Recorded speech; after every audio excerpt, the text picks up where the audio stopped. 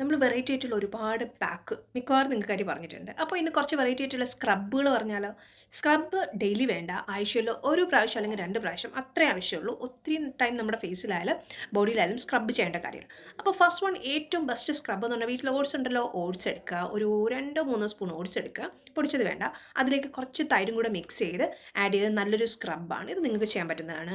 First one. രണ്ടാമത് വരുന്നത് coffee scrub. അറിയാമല്ലോ, നമ്മൾ വീട്ടിൽ കോഫി കുടിക്കാറുണ്ടല്ലോ. അപ്പോൾ കോഫി എടുക്കുക, കോഫി പൗഡർ.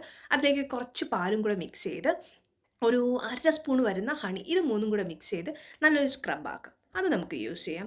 അതിനുശേഷം മൂന്നാമത് വരുന്നത് ബനാന സ്ക്രബ്. ബനാന സ്ക്രബ് എന്ന് കുഞ്ഞു പഴം വീട്ടിൽ കാണും. അപ്പോൾ പഴം എടുക്കുക, അതിലേക്ക് കുറച്ച് ഓട്സ് എടുക്കുക, ഓട്സ് പൊടിച്ച് വെച്ച ഓട്സ് എടുക്കുക, അതും അതിലേക്ക് കുറച്ച് പാലും. പിന്നെ വരുന്നത് എന്താണ്, കുറച്ച് 1-2 സ്പൂൺ പിന്നെ നമ്മുടെ കറ്റാർവാഴ, ഇത് മൂന്നും കൂടെ ചേർത്തിട്ട് നമുക്കൊരു സ്ക്രബ് ആക്കാം. ഏറ്റവും ബെസ്റ്റ് ഞാൻ എപ്പോഴും പറയുന്നത് നമ്മുടെ അലോവേര തന്നെയാണ്. കറ്റാർവാഴ അത് സ്ക്രബ് ആക്കാൻ പറ്റില്ല, പക്ഷേ